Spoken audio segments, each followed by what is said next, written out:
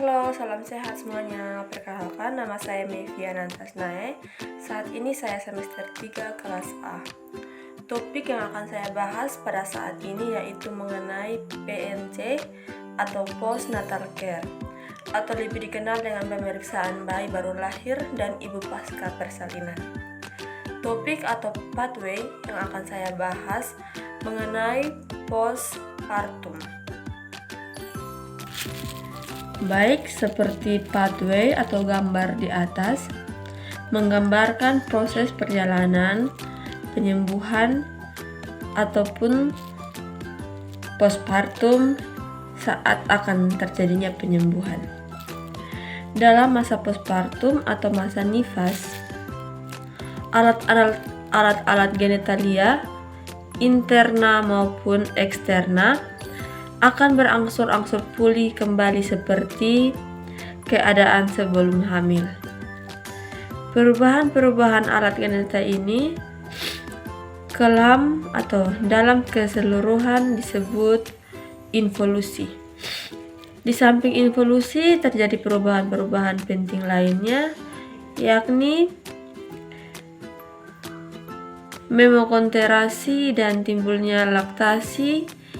Yang terakhir ini karena pengaruh laktogenetik hormon dan kelenjar hipervolusis terhadap kelenjar-kelenjar mamae.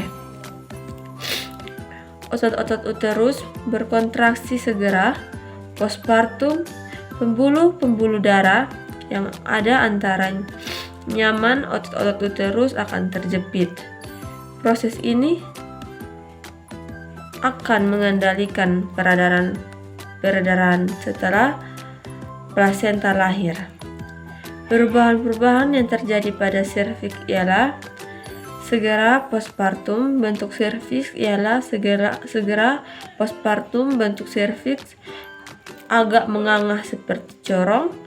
Bentuk inset sebab oleh korpus uteri terbentuk semacam cincin. Perubahan-perubahannya terhadap pada endomen ialah timbulnya trombosis.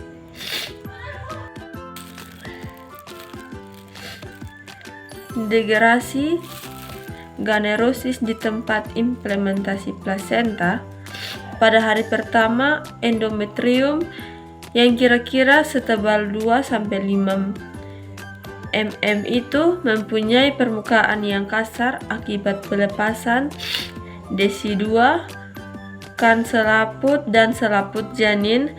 Regenerasi endometrium terjadi dari sisa-sisa sel desi2 besalis yang memakai waktu 2-3 minggu. Ligamen dan diafragma pelvis serta fascia yang merenggang sewaktu kehamilan dan setelah janin lahir berangsur-angsur kembali seperti sedia kala. Ada beberapa kelainan atau hambatan pada proses persalinan yang menyebabkan bayi tidak dapat lahir secara normal atau spontan. Misalnya placenta previa, centralis, dan lateralis panggul sempit, disproporsi cephalopelvis, ukuret uteri, partus lama, partus tidak mau, preeklampsia, distroversi serviks, dan malorestasi janin. Kondisi tersebut menyebabkan perlu adanya suatu tindakan pembedahan, yaitu sektio kastreo. Dalam proses operasinya dilakukan tindakan anestesi yang akan menyebabkan pasien mengalami imbalisasi sehingga akan menimbulkan masalah intoleransi aktivitas. Adanya kelumpuhan sementara dan kelemahan fisik akan menyebabkan pasien tidak mampu melakukan aktivitas perawatan diri pasien secara mandiri sehingga timbul masalah defisit perawatan diri.